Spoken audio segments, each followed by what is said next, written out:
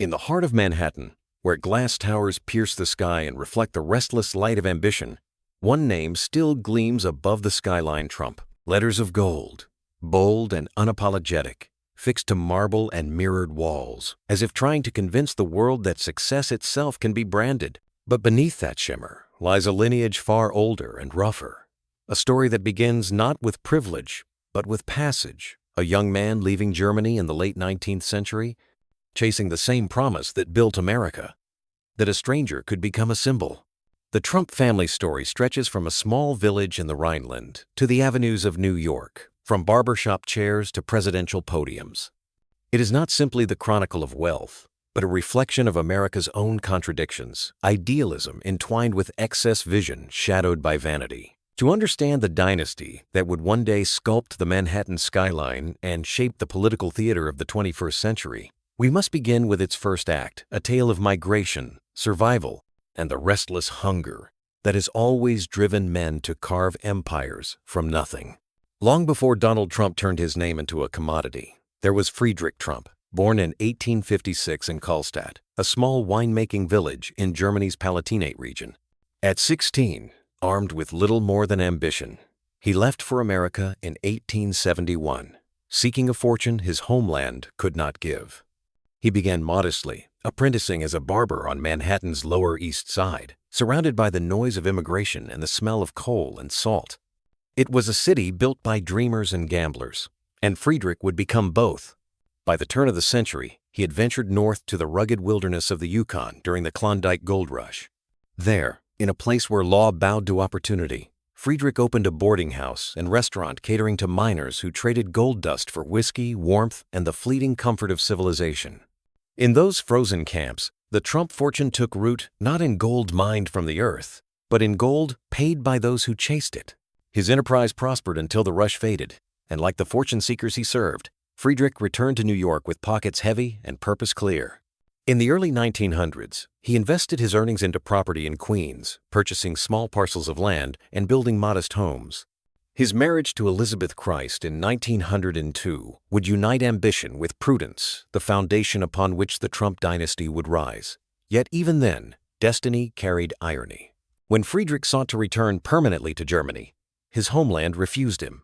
Accused of evading military service, he was expelled. America would be his only stage, and from its soil his descendants would build towers, headlines, and controversy in equal measure. As decades passed, the name Trump began to echo through the neighborhoods of Queens. Under Friedrich's son Fred Trump, the family's modest enterprise evolved into a real estate empire. Fred was practical, frugal, and fiercely calculating, a builder of housing projects who mastered government contracts and post-war demand. But the seeds of Friedrich's daring remained alive in him. The instinct to turn opportunity into spectacle. The sense that success was not only to be earned, but displayed. And so, from the cold wind of Karlstadt to the neon blaze of Manhattan, the Trump story was written by men who believed that visibility was power. Their empire was not born from noble lineage or inherited land, but from risk, the same force that forged much of America itself. Yet behind every success lay the shadow of ambition unrestrained. The Trumps built for the future, but they also built for their reflection, crafting a dynasty as radiant as it was fragile. In the 20th century's restless rhythm, as skyscrapers rose and recessions fell, the Trump name climbed with them, a brand synonymous with wealth, confidence, and spectacle. But with each generation, that name carried heavier meaning. For Friedrich, it meant survival. For Fred, it meant structure. For Donald, it would mean image, an empire of perception as powerful as any built from steel or glass. The Trump dynasty, then, is not merely a family chronicle. It is the living allegory of the American dream, dazzling, divisive, and endlessly performative. Every triumph invites its reckoning. Every ascent carries the weight of eventual fall. The family's history is the nation's reflection. A country built by immigrants, driven by ambition, and consumed by its own fascination with success. And before the towers of Manhattan rose in gold and glass, before the world came to know the name as headline and controversy, there was a boy who crossed the Atlantic with nothing but his hands and hunger. In that voyage from Germany to New York began not just the Trump fortune, but the myth that would outgrow it, the belief that in America, even a barber's son could one day build a kingdom from air. The story of the Trump dynasty begins far from the roaring avenues of Manhattan in the gentle hills and vineyards of Karlstadt, a small village nestled in Germany's Palatinate region. In the mid-19th century, Karlstadt was a place of modest means, its people living from grapevines, craftsmanship, and endurance. Life was orderly, pious, and small. But the young Friedrich Trump, born in 1856, felt a pulse that did not belong to that quiet soil. He was the son of Christian Johannes Trump, a vintner and tanner, and Katharina Kober Trump, a homemaker who managed what little comfort their family could afford. Germany, in those years, was still a patchwork of kingdoms, scarred by wars and revolutions. The economy faltered, and for those without land or title, opportunity was a ghost. When Friedrich's father died in 1877, the family's modest holdings could no longer sustain them. Young Friedrich, barely 16, apprenticed as a barber, a trade considered respectable but hardly prosperous. He trained in nearby towns, sharpening his craft and his restlessness, listening to rumors of a faraway land where streets were said to be paved with gold. America, for him, became not just a place but an escape, a promise of life unconfined. In 1885, armed with a barber's kit and a few coins, Friedrich Trump boarded the steamship Eider bound for New York City. He arrived as one of millions of German immigrants seeking the New World's open horizon. The America he entered was alive with contradictions, industrialization booming, cities swelling, yet poverty and prejudice pressing at every corner. Like so many before him, Friedrich began in the humblest of ways. He found lodging on the Lower East Side of Manhattan, where the air smelled of coal, sweat, and salt, and where every block spoke a different language. He worked as a barber at 6 Elizabeth Street, cutting hair for dock workers, immigrants, and wanderers. The profession was honest, but the pay was meager, and Friedrich's ambitions were larger than a chair and mirror. He watched his clients talk of fortunes made in railroads, silver, and land, and he understood that America rewarded risk far more than restraint.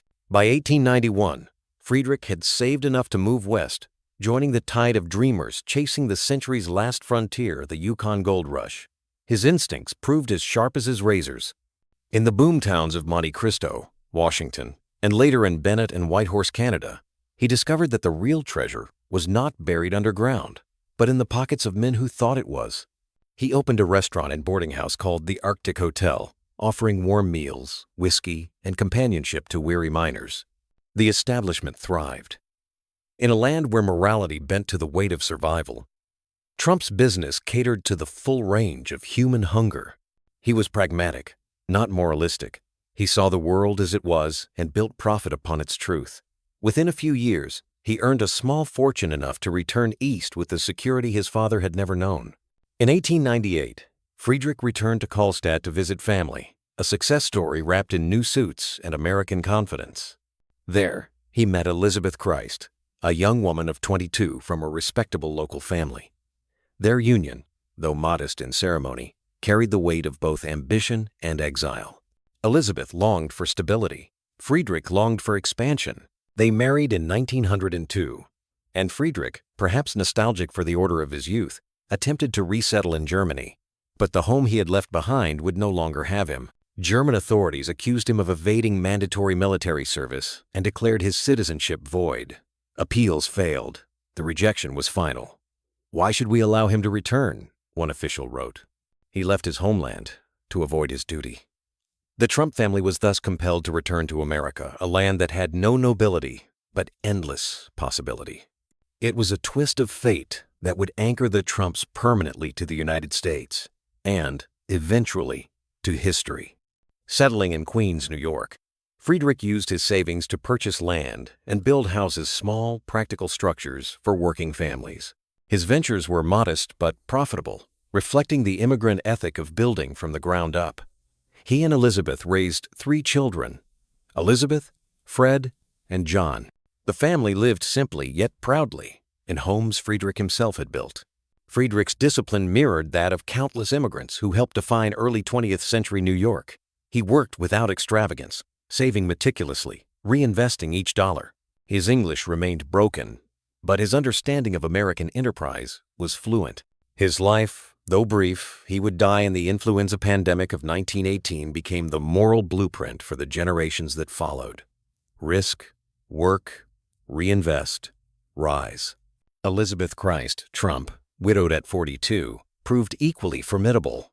Managing the family's holdings with precision, she became one of the few women of her time to run a real estate business in her own name. She formed E.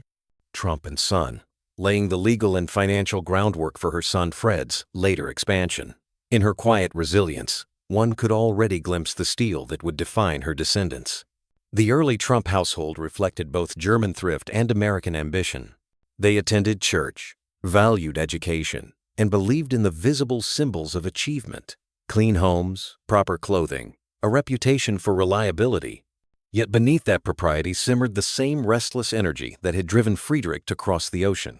In Fred Trump, that energy would find its next expression magnified by scale, sharpened by modernity. By the time Fred reached adulthood in the 1920s, New York was transforming. The city roared with jazz and construction cranes.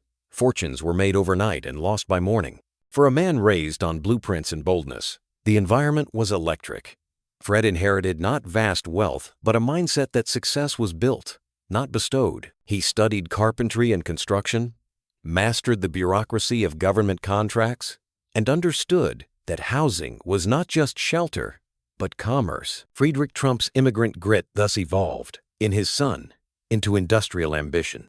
What began as small houses in Queens would soon become sprawling developments, entire neighborhoods stamped with efficiency and profit.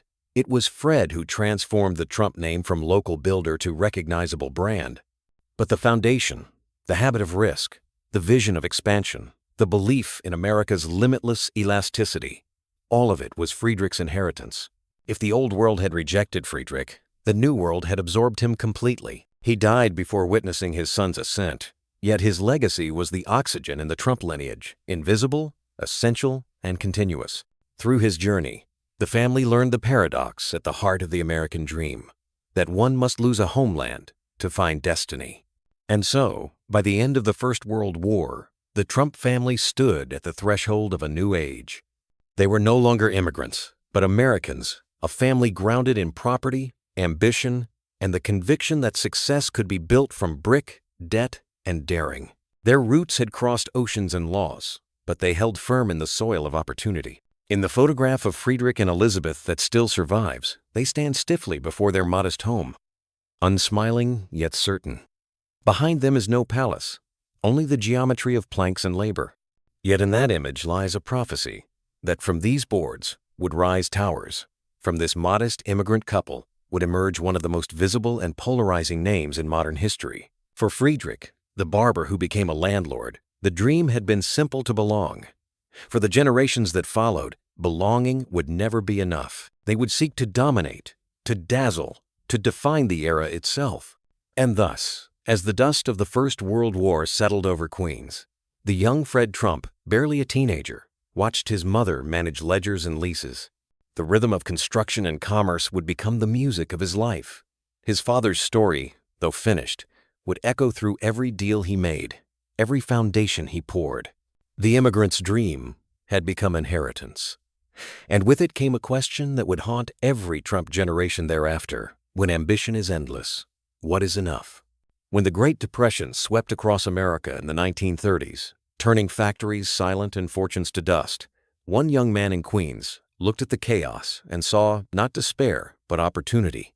Fred Trump, the second child of Friedrich and Elizabeth, had grown up watching the rhythm of work, the scrape of brick, the hum of hammers, the cadence of rent collected on time. He was only 15 when his father died in 1918, but the lessons of risk and resilience had already settled deep within him. While many young men of his generation sought stable employment, Fred saw stability as stagnation. In his teenage years, he began constructing garages for neighbors, using scraps of lumber and an instinctive understanding of structure. At 18, he officially founded his own company under his mother's name, E. Trump and Son, since he was still too young to legally sign contracts. The pairing was fitting. Elizabeth Trump handled the ledgers with quiet precision, and Fred supplied the audacity. Together, they would transform modest post-war housing into the bedrock of a family empire.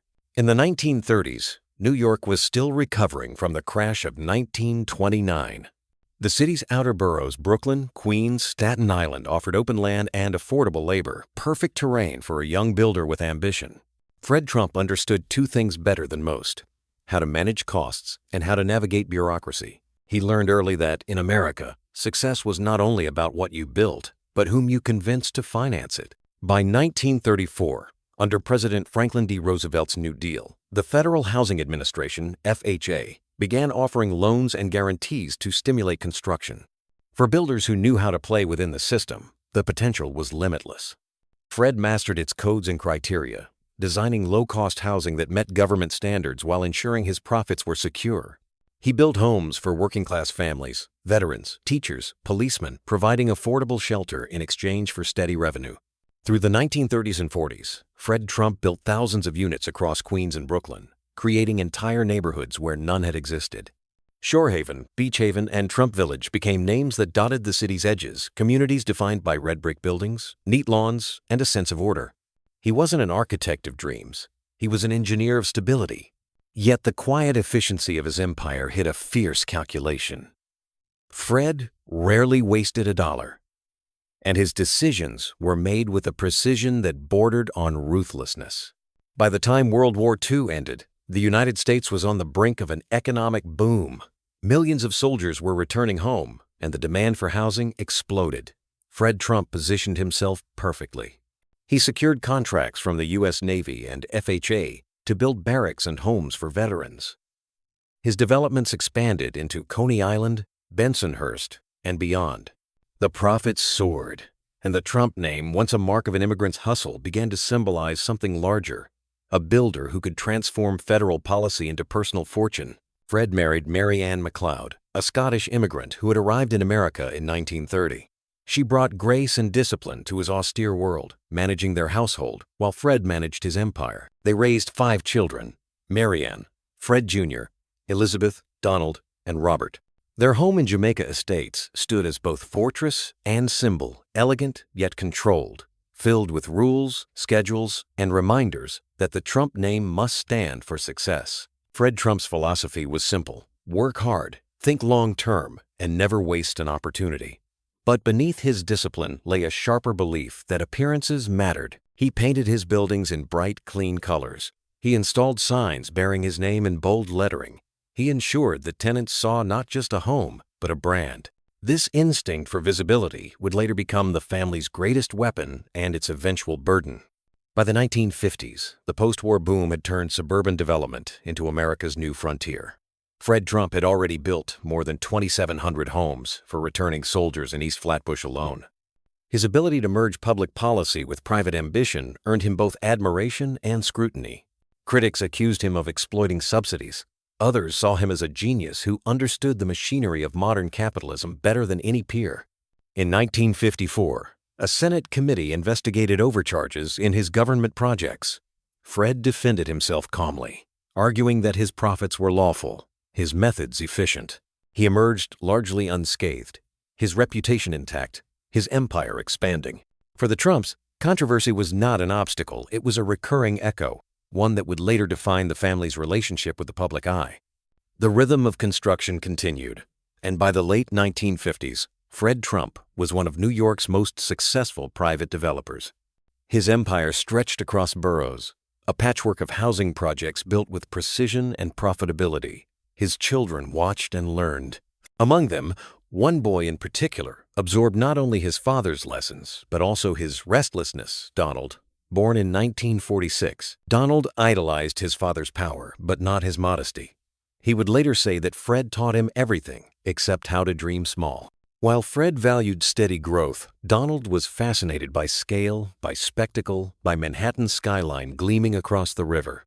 For him, Queens was too quiet. The real game, he believed, was in the heart of the city, where fortunes were made not by bricks but by image. Fred Trump, though proud, remained pragmatic. He groomed Donald as his successor, sending him to the Wharton School of Finance at the University of Pennsylvania. Yet he cautioned him against risk, reminding him that real estate was a matter of numbers, not names. But for Donald, the name itself would become the greatest number of all. Throughout the 1960s, the Trump empire flourished. Fred continued expanding his developments and mentoring his children. But the cultural landscape of America was changing. Civil rights movements challenged segregation in housing. Federal scrutiny increased over discriminatory practices. In 1973, the U.S. Department of Justice filed a civil rights lawsuit against Fred and Donald Trump's company, alleging racial bias in rental policies. The Trumps denied wrongdoing and eventually settled without admitting guilt. It was an early glimpse of a pattern that would define their dynasty: confrontation, denial, negotiation, survival. Despite these controversies, Fred's empire endured. By the time he reached his 70s, he controlled more than 20,000 units of housing across New York City. His fortune was estimated in the hundreds of millions. Yet he remained personally austere, driving himself to sites, reviewing ledgers by hand, and keeping his ambitions firmly grounded in profit, not publicity. Fred Trump's success was not glamorous, but it was immense. He represented the industrial America that had rebuilt itself after war-efficient, hierarchical, confident. His buildings, though plain, stood for solidity. His life was the embodiment of the disciplined dream, the immigrant's son who had turned bricks into permanence. But beneath the order, a generational shift was brewing. The post-war empire he built would soon collide with the glittering illusion his son was preparing to construct. In the late 1960s, Donald Trump began to appear at his father's meetings, tall, charismatic, and already impatient with the slow rhythm of family business. He wanted more than construction contracts. He wanted headlines. He understood that power in modern America was not only about money, but about attention. While Fred had mastered the language of government and numbers, Donald would master the language of spectacle. Fred, by contrast, remained anchored in the past, disciplined, suspicious of fame, protective of the fortune he had built. He looked at Manhattan's risky developments and saw financial disaster. Donald saw destiny. Their bond, built on respect and rivalry, became the bridge between two eras, the builder and the brand maker. By the 1970s, Fred Trump's era was reaching its twilight. The neighborhoods he built stood firm, but the skyline had shifted. Skyscrapers, luxury towers, and corporate glass began to replace the modest brick complexes of his generation. Fred's America, the America of workers, mortgages, and structure, was fading into the background of a nation now driven by personality and spectacle.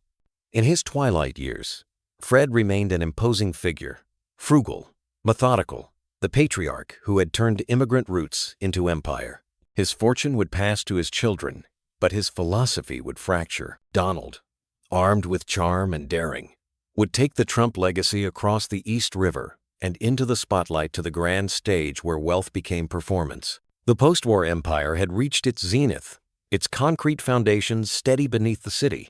But every dynasty, once it has conquered its world, begins to outgrow it. Fred Trump built homes for America. His son would build symbols for himself. And so, as the 60s faded into the bold glitter of the 70s, the skyline began to change color from red brick to gold glass.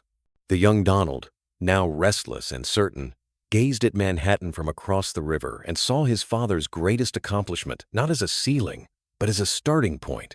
In that gaze lay the turning of a dynasty from builder's realism to showman's illusion, from solidity to spectacle.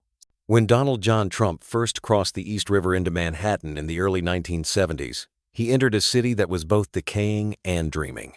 New York was broke, littered with crime and graffiti, yet its skyline shimmered with potential. For Donald, then in his mid-20s, this contrast was electric. It was a stage in need of a star, and he was determined to play the lead. Fred Trump had built homes for working families. Donald wanted to build monuments. His eyes were not on neighborhoods, but on headlines. He understood instinctively that real estate in Manhattan was not just property, it was performance.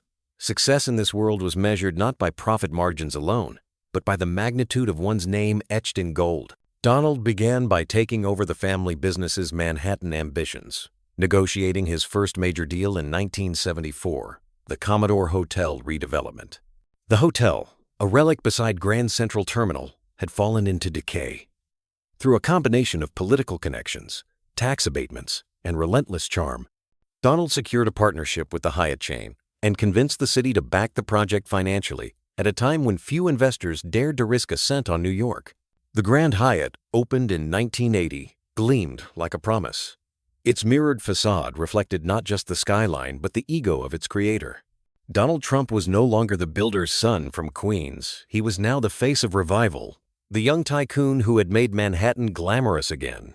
Reporters adored him, society columnists followed him, and he fed them stories with calculated precision. He understood the rhythm of attention, how to create, sustain, and weaponize it. Each photograph, each headline, was a brick in his empire. Yet beneath the glitter of success lay the same traits that would both elevate and imperil him: risk without restraint, faith in instinct over advice, and an unyielding need to control the narrative. Soon came Trump Tower, the project that would define his legacy and his myth. Rising on Fifth Avenue, it combined retail, luxury, offices, and penthouses into one gilded symbol of ambition. Completed in 1983, the tower's bronze glass shimmered like a monument to excess. "I wanted to build something breathtaking," Donald would later say. "A building that people would look at and say, 'That's Trump.'" And they did. Trump Tower became a stage set for the 80s, the decade of deregulation, bold wealth, and self-advertisement. Inside its marble atrium, waterfalls cascaded behind pink stone, while the Trump name adorned every surface. The man himself became inseparable from his brand, his fortune now tied as much to perception as to property. But with fame came scrutiny. As his empire expanded into Atlantic City, airlines, and casinos, Donald's appetite for leverage grew. He borrowed heavily, often using debt as both sword and shield. The Trump Plaza, Trump Castle, and later Trump Taj Mahal became symbols of his audacity: colossal, glittering, and precariously financed. When the casinos opened, crowds poured in. When the debts came due, the walls began to crack. By the early 1990s, the empire that seemed untouchable was drowning in red ink. His businesses owed billions, and his marriage to Ivana Trump, his glamorous Czech-born wife and business partner, was collapsing under tabloid lights. Their divorce in 1992 became a national obsession, a spectacle of wealth turned to warfare. It was the first time the public saw the cracks in the golden facade. For Donald, however, crisis was never defeat. It was merely another act. He negotiated with banks, restructuring over $900 million in personal guarantees. He lost the Trump Shuttle airline, the Plaza Hotel, and several casinos, yet managed to keep his name intact. The brand, he realized, was indestructible. The world might not trust his balance sheet, but it still believed in his performance. That realization changed everything. Through the 1990s and 2000s, Donald Trump reinvented himself not as a developer, but as a celebrity businessman. His empire became less about concrete and more about charisma. Licensing deals replaced blueprints. The Trump name appeared on everything from skyscrapers in Chicago to golf resorts in Scotland, from bottled water to cologne. Then came the move that would redefine him entirely: television. In 2004, NBC premiered The Apprentice, a reality series casting Trump as the ultimate judge of success. With each dramatic pause in the phrase, "You're fired," he reasserted the mythology of control. Millions tuned in weekly, not to watch business, but to watch power. Behind the scenes, his finances remained complicated. Several ventures entered bankruptcy protection, including Trump hotels and casino resorts. Yet his personal image soared. The line between real and performance blurred until even he seemed to live inside the myth he'd created. But every empire built on spectacle eventually faces its reckoning. The louder the lights, the sharper the shadows. Trump's public life was now inseparable from controversy. He sparred with journalists, feuded with rivals, and relished the attention his provocations invited. He understood that outrage, like admiration, kept him relevant. And as America entered the new century, fractured by inequality and cynicism, Donald Trump found his greatest stage yet politics. His campaign for the presidency in 2016 began as a sideshow and became a revolution. He positioned himself as the outsider who spoke for the disenchanted, turning rallies into performances that blended populism with personal branding. To his supporters, he was the self-made truth-teller who defied the establishment. To his critics, he was the embodiment of arrogance and manipulation. Yet in both roles, He was unmistakably Trump, commanding the spotlight, bending attention into currency. When he took the oath of office in January 2017, the immigrant family from Karlstadt had reached the pinnacle of American power. The barber's grandson was now the President of the United States. It was the ultimate transformation of ambition into destiny and of wealth into spectacle. But power, like real estate, is never without debt. The Trump presidency amplified every division in American life. Supporters saw him as a builder of walls and strength. Detractors saw a breaker of norms and trust. Scandals over ethics, investigations, and impeachments followed.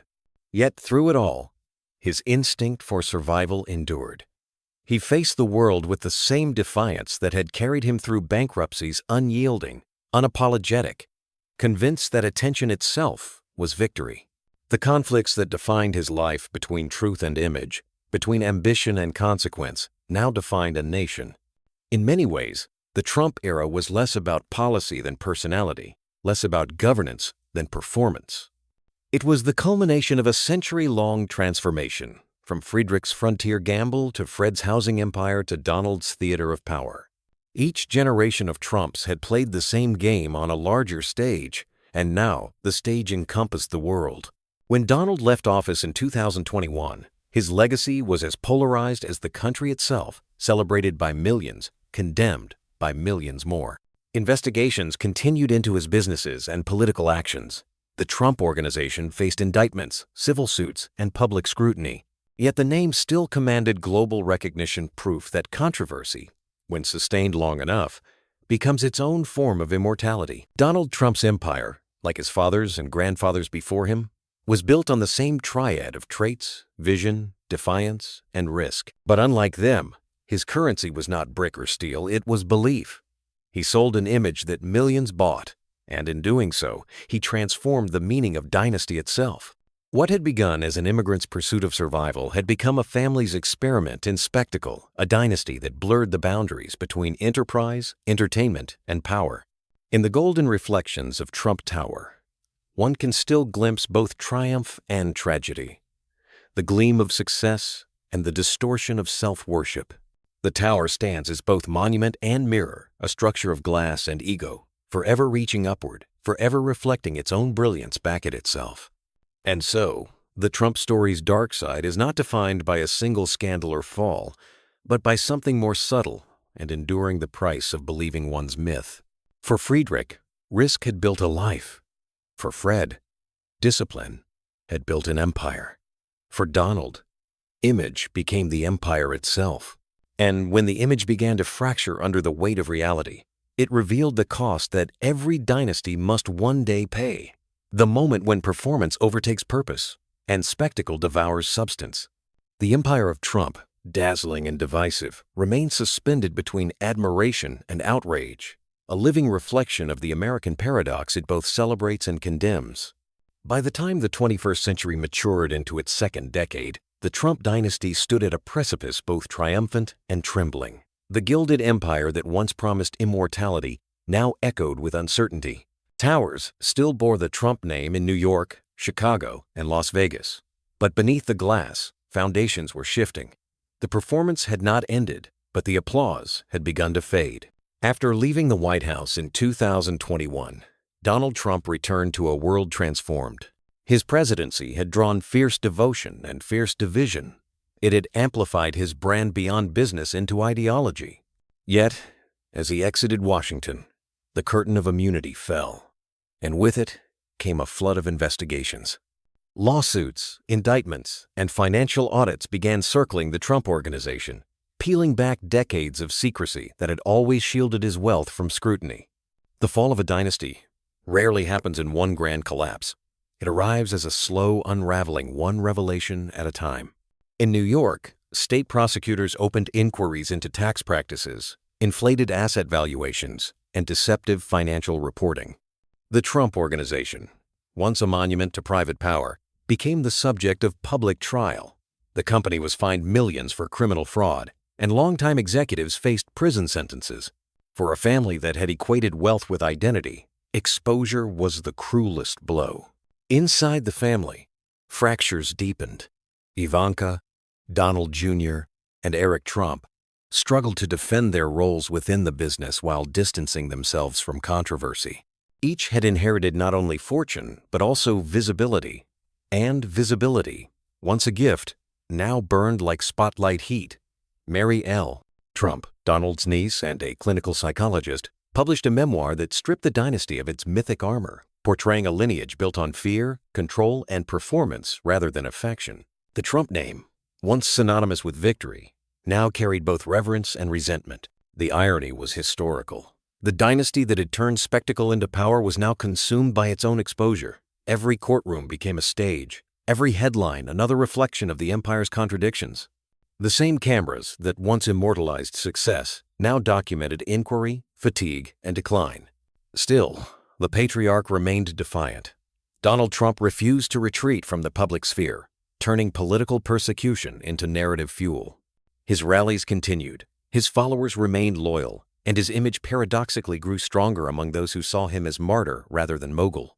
Like an echo of Friedrich Trump's immigrant tenacity, Donald clung to the belief that survival was victory, even if the empire's marble began to crack. Financially, the strain mounted. Several properties lost licensing deals. Hotels in New York and Washington rebranded to shed the name that had once guaranteed prestige. The Trump Organization's value, once estimated at billions, contracted sharply. Lenders demanded transparency. Investors hesitated.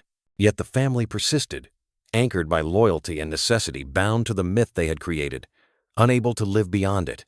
Meanwhile, the broader culture that once adored excess had begun to change. The age of social media and post-pandemic economy shifted values from display to authenticity. The Trump aesthetic, gold, grandeur, and dominance now felt like a relic of another era, a monument to a version of America that was vanishing. In private, those who had known Donald Trump since his youth described the empire as a mirror maze, dazzling but hollow. Associates spoke of isolation. The distance between the man and the myth had grown unbearable.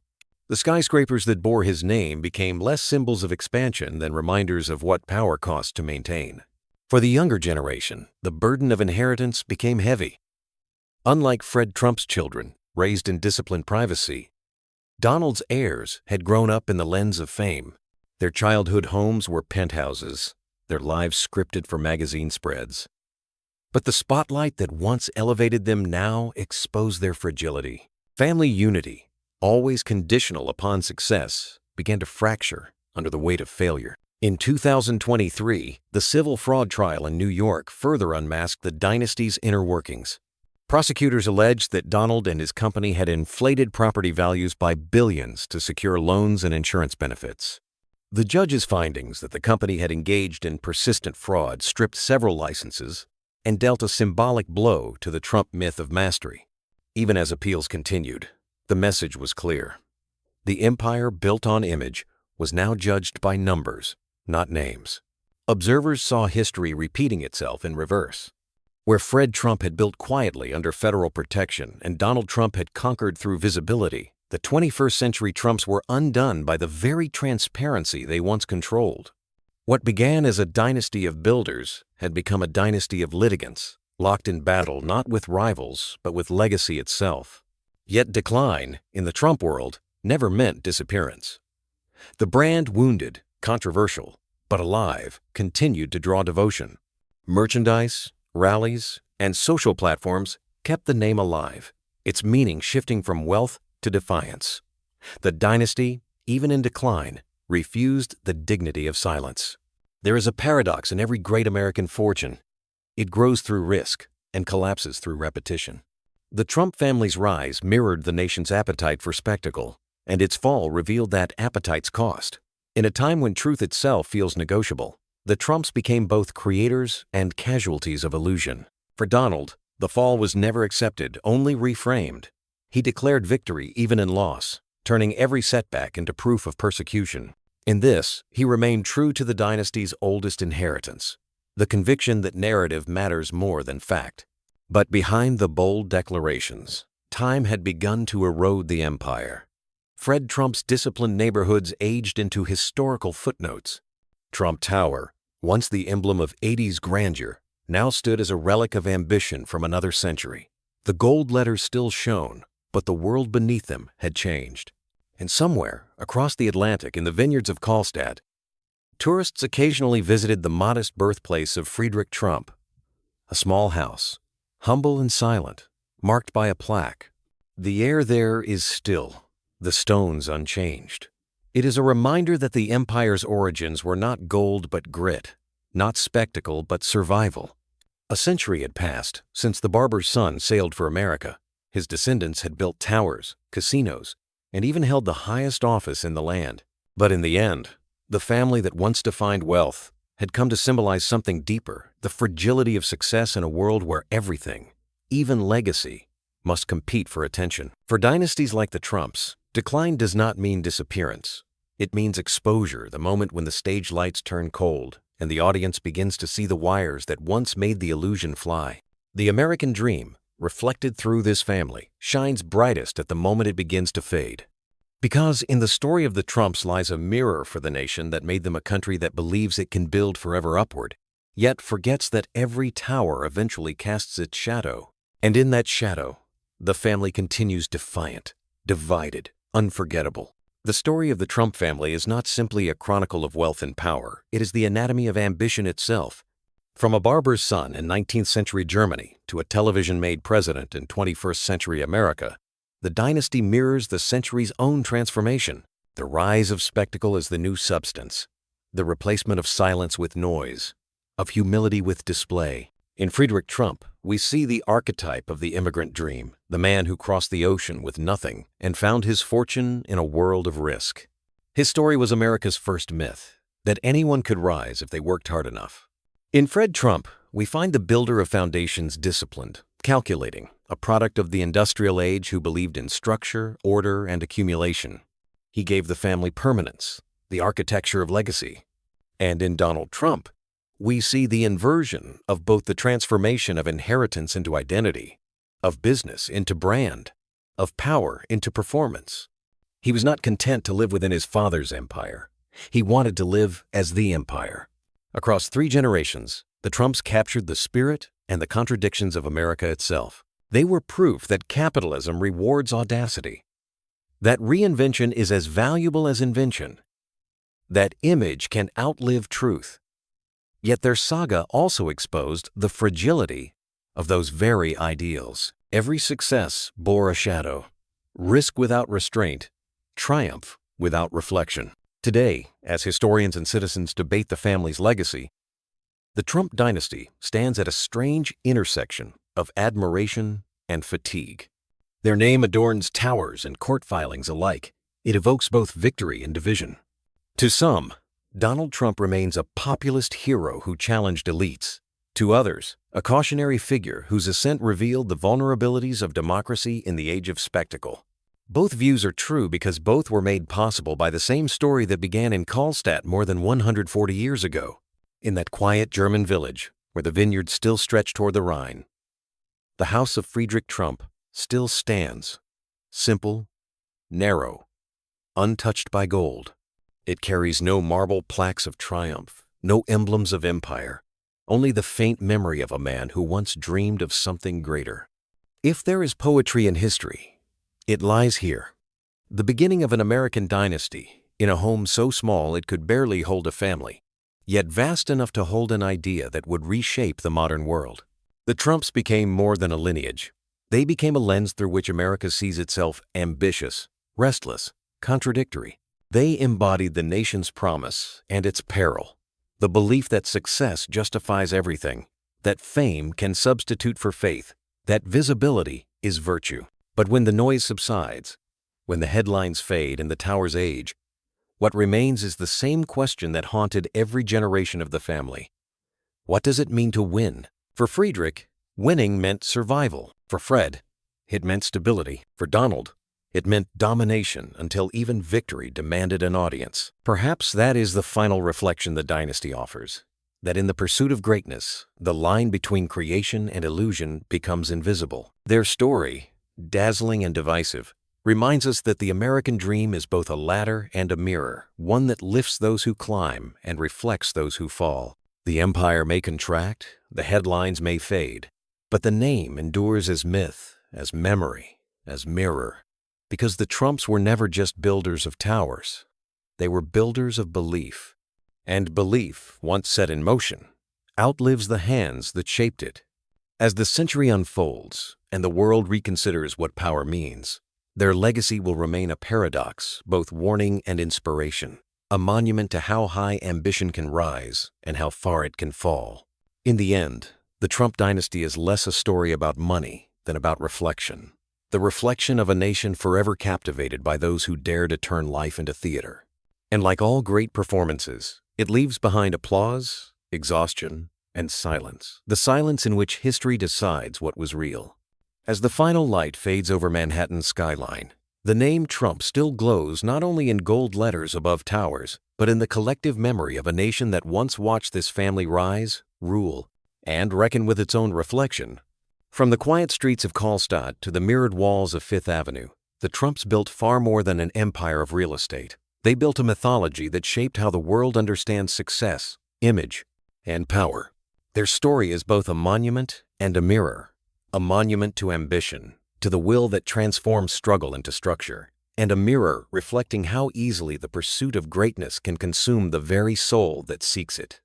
In the end, their dynasty stands as a portrait of America itself, brilliant, flawed, unrelenting. We may debate their legacy for generations to come. Was it the triumph of enterprise or the tragedy of excess? Was it courage or was it illusion? Perhaps the truth, as always, lies somewhere between light and shadow, because in every story of wealth, there lives a deeper question about worth.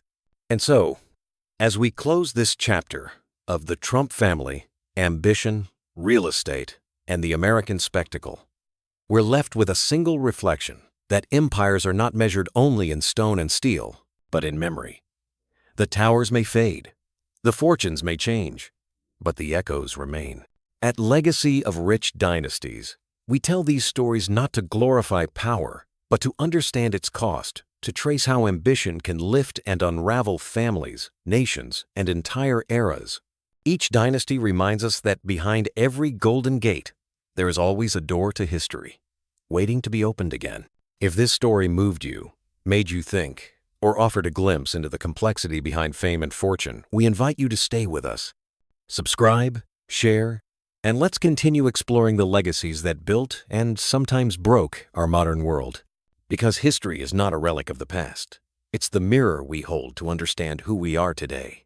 Thank you for watching, for reflecting, and for keeping history alive with us.